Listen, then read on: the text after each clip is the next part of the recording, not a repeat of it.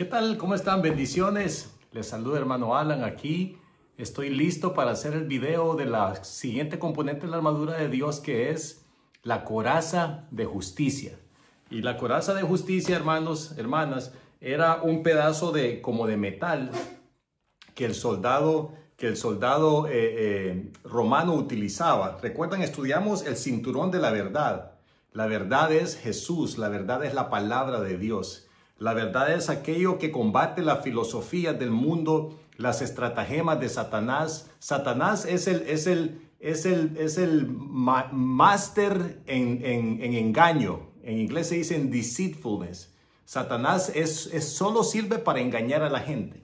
De hecho, yo te digo, Satanás en el jardín del Edén le dice a Eva que si come del fruto del cual el Señor les había dicho no comer, que nada les iba a pasar.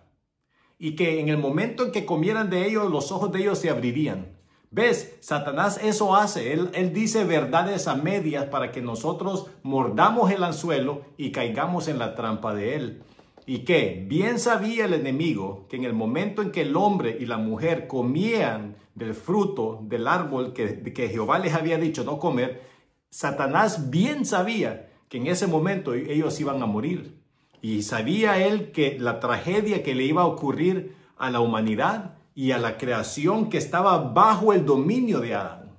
Bien sabía el enemigo, pero eso es lo que Satanás hace. Satanás miente. Y la única manera en que tú y yo podemos contrarrestar las mentiras de Satanás es conociendo la verdad. ¿Para qué? Para confrontar cada pensamiento, cada filosofía del mundo, cada razonamiento. Nosotros tenemos que confrontarlo con la verdad, con la palabra de Dios. Si tú y yo no conocemos la palabra de Dios, nos vamos a volver, escúchame, presas fáciles del enemigo, porque vamos a creer todo lo que el enemigo nos dice. Pero cuando tú y yo conocemos la palabra de Dios, la palabra de Dios revela a Dios. La palabra de Dios revela nuestra identidad en Cristo. La palabra de Dios revela nuestras promesas. La palabra de Dios revela el carácter y los atributos de nuestro Padre Celestial. Y cuando el enemigo viene susurrando pensamientos o sugerencias, si tú y yo no conocemos la palabra de Dios, si no conocemos la verdad, entonces no tenemos manera de llevar cautivo esos pensamientos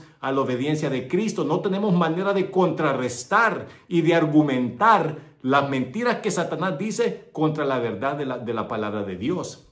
La verdad es la parte más importante de la armadura nuestra. Conocer la verdad. Y yo te animo este día, y esto no es mi mensaje, pero quiero animarte a que conozcas la palabra de Dios. Conoce quién es Dios, conoce el carácter de Dios, el amor de Dios, el corazón de Dios. Tenemos que conocer a nuestro Dios.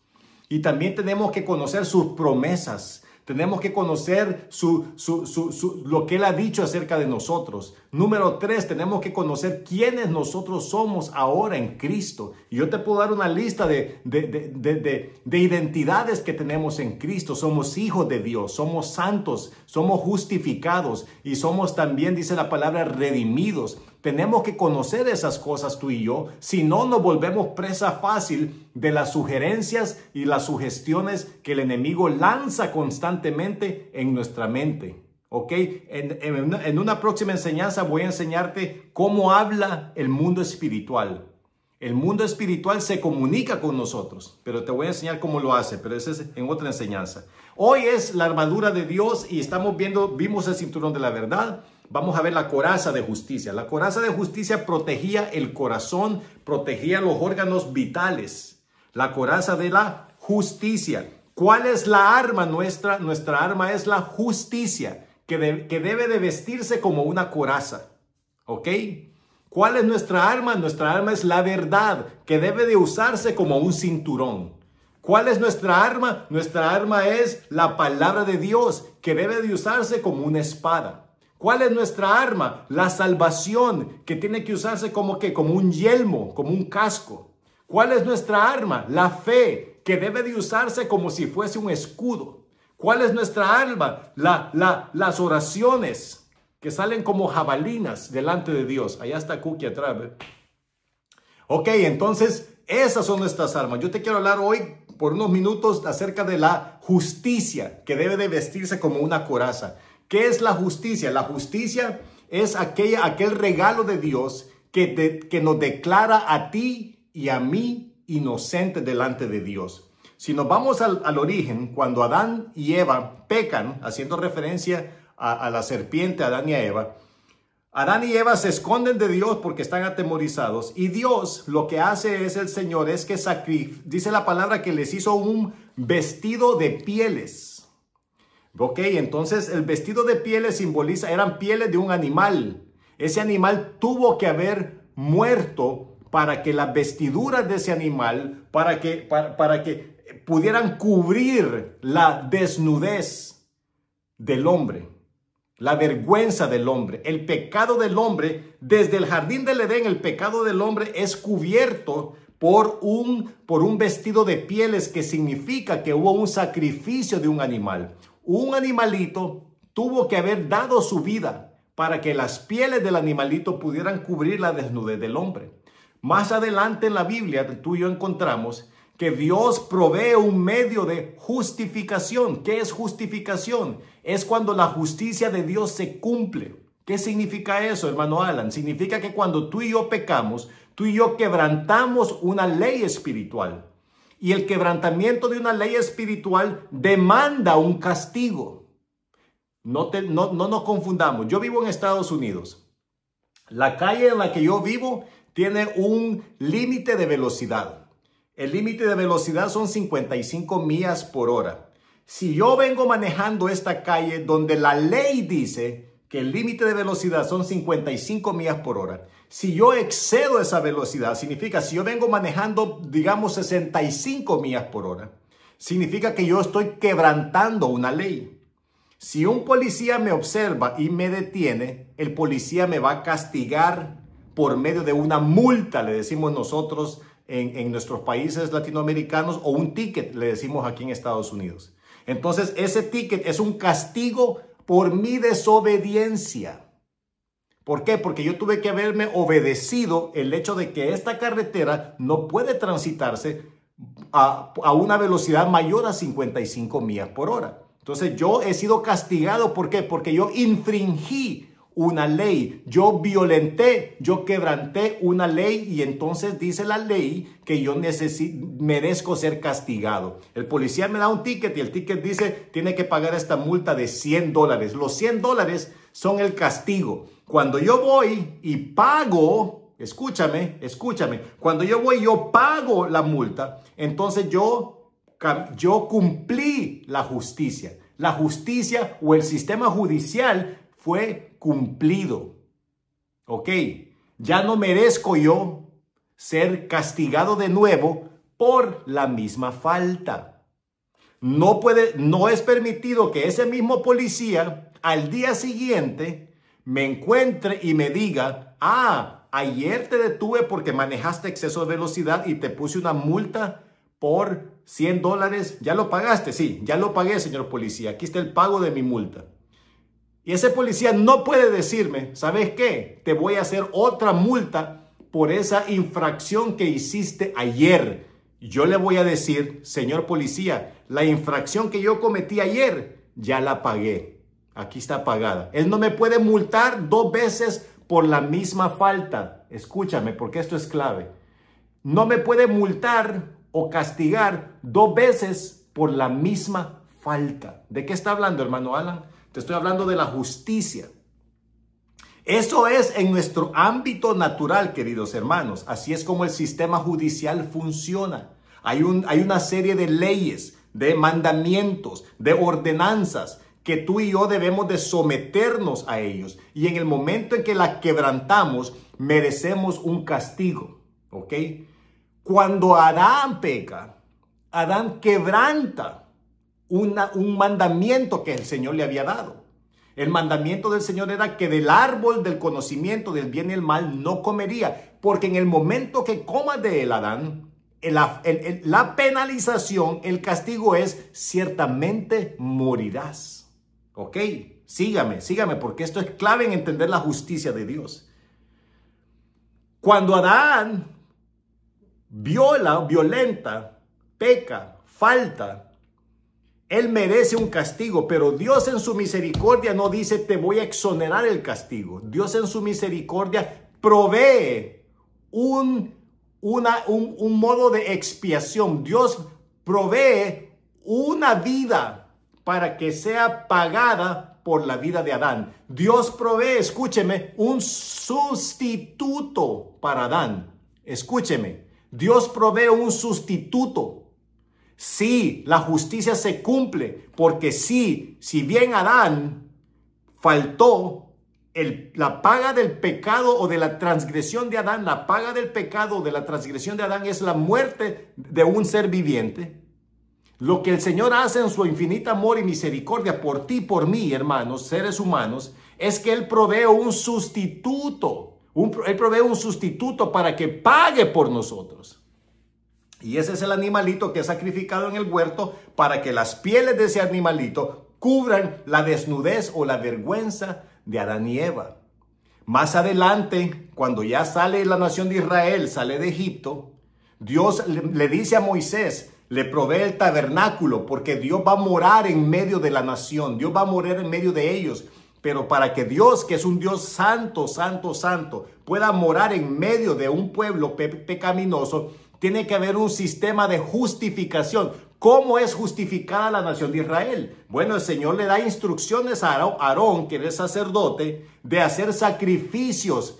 Sacrificios diarios, sacrificios según las fiestas y un sacrificio que se hacía anualmente. ¿Cuál era el sacrificio? El sacerdote tenía que venir con un cordero sin mancha, un cordero en perfecto estado de salud y en perfecta apariencia. Y ese cordero era llevado al tabernáculo donde moraba la presencia de Jehová. Y ese cordero era sacrificado. ¿Para qué? Para hacer, dice la palabra, expiación. Expiación es poner la falta de uno en otra persona. Para que ese cordero llevara nuestra falta. ¿Y sabe cómo lo hacía? Venía la nación, venía el sacerdote y le imponía manos al cordero.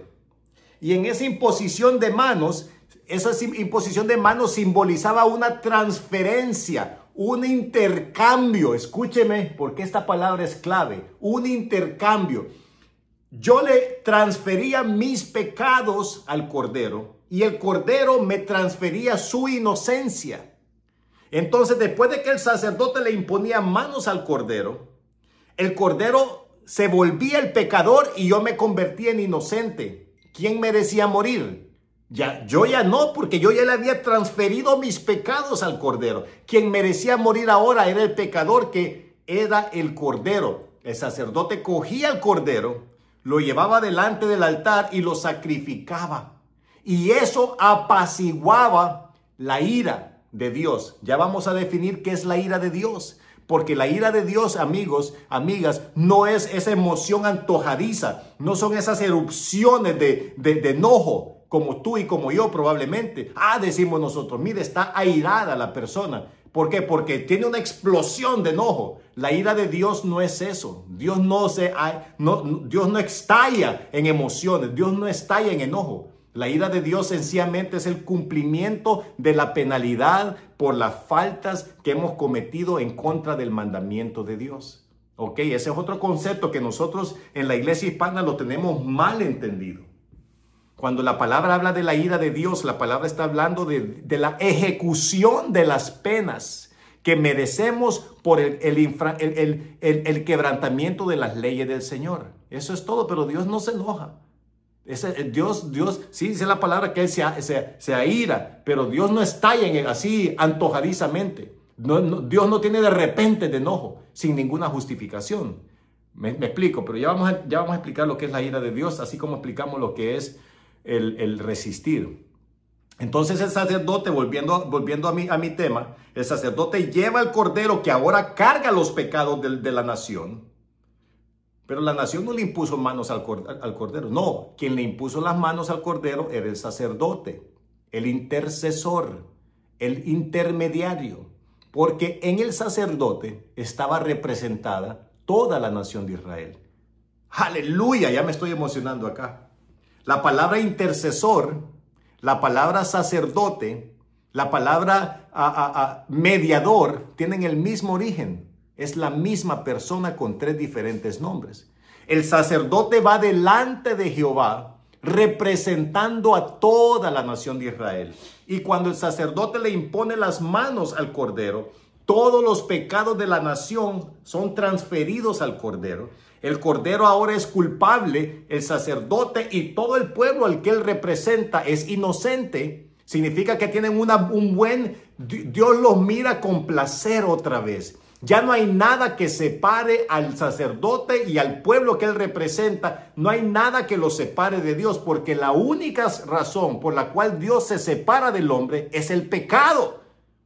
Es el pecado. Pero cuando el sacerdote y la nación de Israel representadas en el sacerdote imponen manos sobre el cordero recibe el pecado y el sacerdote recibe la inocencia del cordero y por ende todo el pueblo que está representado en los lomos del sacerdote es declarado inocente. Toda justicia se ha cumplido. Mi señor sacerdote, nación de Israel, usted ya no me debe nada porque lo que me debía, el cordero lo pagó. Aleluya.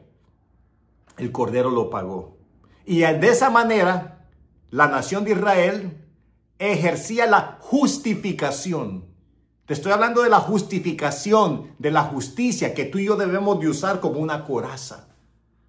Cuando Juan el Bautista ve llegar a Jesús al Jordán, dice, hey, he aquí el Cordero de Dios que quita el pecado del mundo. Jesús, la sombra y la figura del Cordero que se inmolaba, que se sacrificaba año tras año, por cientos de años, literalmente casi miles de años. Llega representado ahora en el nuevo pacto en Jesús. Y Juan el Bautista lo ve llegar y dice, he aquí el Cordero de Dios que quita el pecado del mundo.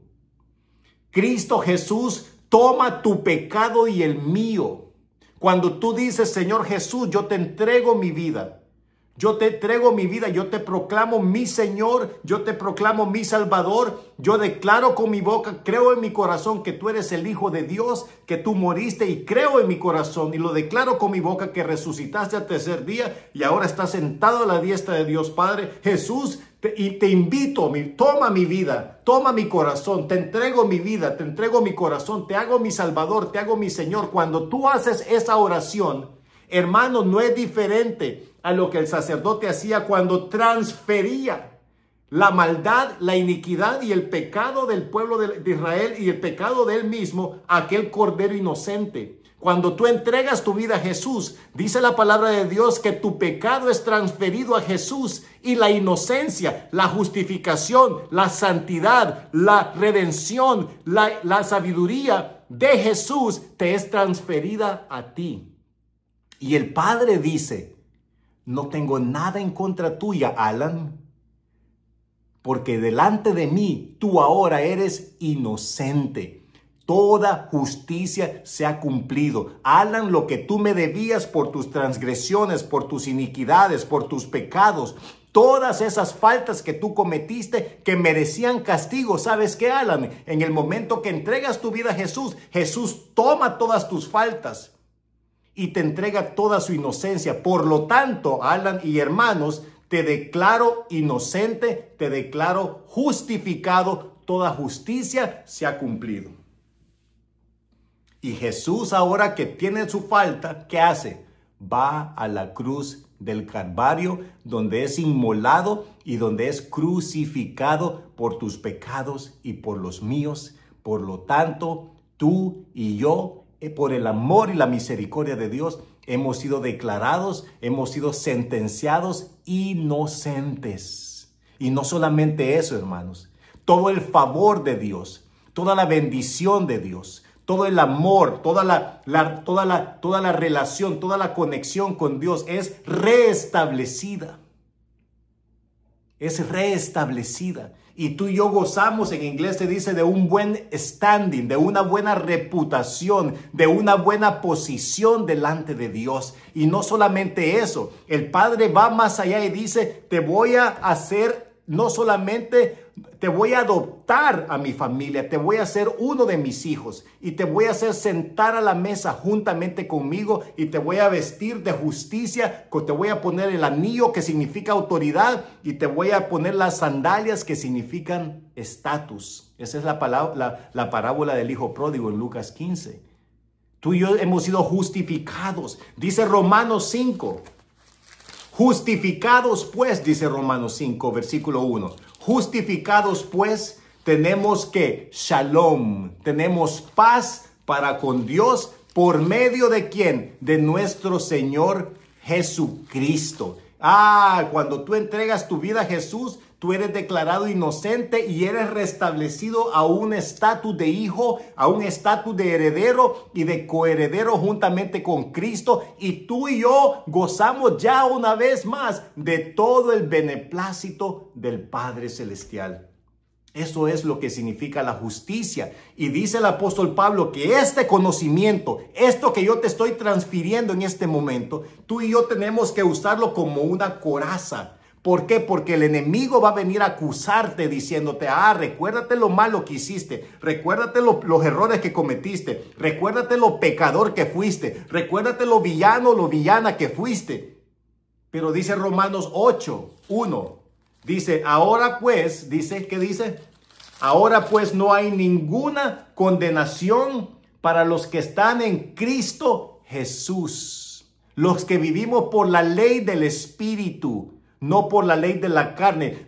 Tú y yo ya no vivimos por desempeño, hermano, hermana, escúchame. Es la fe en Cristo lo que te ha hecho acreedor de las bendiciones y del perdón de Dios. No es tu desempeño, no es que si peco, no peco, si peco, no peco. Dios ha decidido en su soberanía declararte inocente de una vez y para siempre. ¿Y por qué dice de una vez y para siempre, hermano? Porque el libro de Hebreos, capítulos 8, 9 y 10 nos revelan que el sacrificio de Jesús fue hecho de una vez y para siempre. Por lo tanto, tú y yo hemos sido declarados inocentes de una vez y para siempre. Si yo peco mañana, yo sigo siendo inocente delante de Dios. ¿Por qué? Porque la sangre de Cristo y el sacrificio del Cordero es lo que determina mi condición de inocente. No es mi desempeño, no es mi buen comportamiento, no es mi perfección, no tiene nada que ver con lo que yo hago o dejo de hacer, sino que la sangre de Cristo es la que habla y es la que me declara delante del trono de Dios inocente. Y la palabra de Dios dice en Hebreos que de una vez y para siempre el sacrificio de Jesús fue hecho y tiene validez para siempre. O sea que yo para siempre puedo correr al Padre y decir, Padre, cometí un error, perdóname, Señor. Yo proclamo la sangre de Cristo sobre mi vida, Padre, perdóname, Señor, me refugio en la sangre de Cristo. Y todas las veces que yo falto, todas las veces la sangre de Cristo me puede limpiar y me puede perdonar. Romanos dice, no hay condenación para los que estamos en Cristo, porque hermanos, después de que tú y yo hemos sido salvos, tú y yo iniciamos un proceso que se llama santificación. Es un proceso de maduración, es un proceso que toma tiempo, es un proceso que probablemente nos va a tomar toda esta vida poderlo alcanzar. Donde tú y yo vamos siendo formados a la imagen de Jesús. Pero hoy yo no tengo toda la imagen de Jesús en mí. Yo hoy todavía me toca lidiar con tentaciones, todavía cometo errores, todavía cometo faltas. Pero mis errores, mis faltas, escúchame, no me desacreditan del amor de Dios. Hebreos 4:16 declara, entremos ahora, pues después de que ha hecho el escritor de Hebreos una exposición del sacrificio de Jesús, dice, entremos pues confiadamente delante del trono de Dios, donde podemos encontrar ¿qué? Gracia y misericordia para socorrernos en tiempo de necesidad. Romanos 8 dice, no hay ninguna condenación para los que estamos en Cristo. Y más adelante dice el escritor en el mismo capítulo 8 de Romanos, dice, ¿y quién podrá acusar a los escogidos? Y aquí es donde viene la coraza, por las acusaciones. Escucha lo que te voy a decir y voy cerrando con esto. No aceptes acusaciones de Satanás. No aceptes acusaciones de otras personas. Y esta es la más difícil. No aceptes acusaciones de ti mismo. A veces nosotros mismos somos nuestros peores críticos. Pero yo te quiero animar a que no aceptes ninguna acusación. Recuérdate, tú y yo estamos sentados juntamente con Cristo en los lugares celestiales. Cristo en su misericordia y en su amor no solamente nos salvó, sino que decidió compartir su herencia con nosotros. Por eso el mismo capítulo 8 de Romanos te pido que vayas y que lo estudies. El mismo capítulo 8 de Romanos dice que ahora tú y yo somos herederos de Dios y coherederos juntamente con Cristo, porque nuestro Señor en su amor y en su misericordia nos puso casi en la misma posición que Él tiene. Estamos a la diestra del Padre en Cristo Jesús, Efesios 2. No aceptes acusaciones de Satanás. No aceptes acusaciones de otras personas. Cuando otras personas te digan, si vos lo que has sido un mentiroso. En el nombre de Jesús, reprendo esas palabras. Pero si acordate lo que vos eras. Vos no vas a cambiar, vos sos el mismo de siempre. No. Usted dice la palabra en 2 Corintios 5, usted es una nueva criatura. Usted es una nueva criatura. Las cosas viejas pasaron, he aquí todas son hechas nuevas. Y cuando tú mismo te acuses, no, yo no sirvo para nada, yo no soy bueno para eso, a mí nunca me va bien, a mí todo me sale mal, no aceptes ese razonamiento, porque ese razonamiento no viene del corazón de Dios, es un razonamiento que te acusa, es un razonamiento que te quiere hacer llegar a caer para atrás.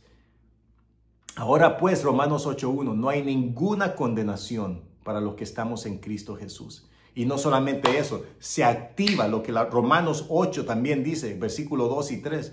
La ley del Espíritu de vida en Cristo Jesús me ha liberado de la ley del pecado y de la muerte. Había una ley del pecado y de la muerte. Había una ley que te condenaba a enfermedad, había una ley que te condenaba a pobreza, había una ley que te había condenado a estar separado de Dios, había una ley que te había condenado a labores arduas, a esclavitud. Pero cuando diste tu vida a Jesús, hay una ley que viene que es más poderosa y se traga a la ley del pecado y de la muerte. Se llama la ley del Espíritu de vida en Cristo. Y yo te vengo a decir este día, esa es la ley. Si tú has entregado tu vida a Jesús, esa es la ley que opera en tu vida. Es una ley, como dice Jesús en Juan 10:10, yo he venido para que tengas vida y una vida en abundancia. La ley de la abundancia de Dios, la ley de la sanidad de Dios, la ley de la restauración, la ley del replanteamiento, la ley del crecimiento de Dios, la ley de la prosperidad de Dios. Amado, Juan 2, yo deseo que seas prosperado en todas las cosas y que tengas salud, así como prospera tu alma. La ley del crecimiento, del incremento, de la sanidad, de la paz, del gozo. Esa es la ley del Espíritu de vida en Cristo.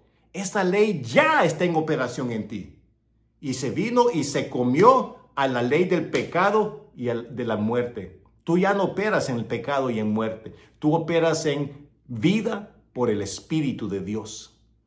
Dice Proverbios 4:18 y termino con esto. Porque la vida del justo es como la luz de la aurora, que va de incremento en incremento hasta que el día es perfecto.